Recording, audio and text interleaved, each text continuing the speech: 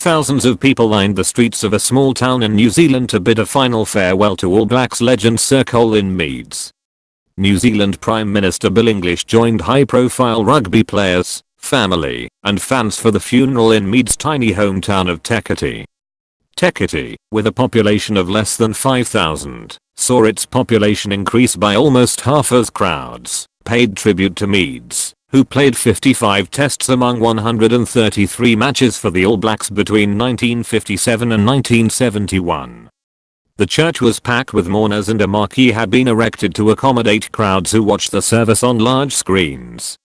Speakers included brother Stan Meads, with whom he played 15 tests, former All Blacks captain Brian Lockyer, his daughter and grandchildren.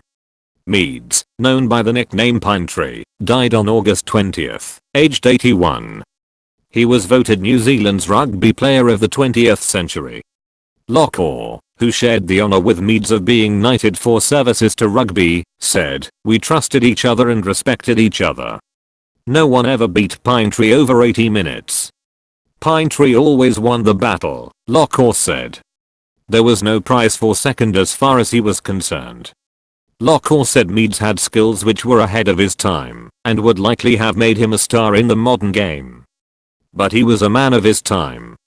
The one massive difference was that modern players hydrate before the game and we hydrated after, he said. Stan Meads said his brother was a humble man who would have been embarrassed by the fuss of Monday's funeral. Meads will be buried in a black casket bearing his All Blacks number 583, which was conveyed to and from the service in a black 1937 Plymouth hearse. While Meads was famously rugged and uncompromising, speakers said he had a softer side, shown to his family and friends. The notes for the service included a quote from Meads, who described himself as a country hick in the big time. "It's like everything in life," Meads was quoted as saying, "if you try to be yourself, and don't try to be someone else, it all comes right."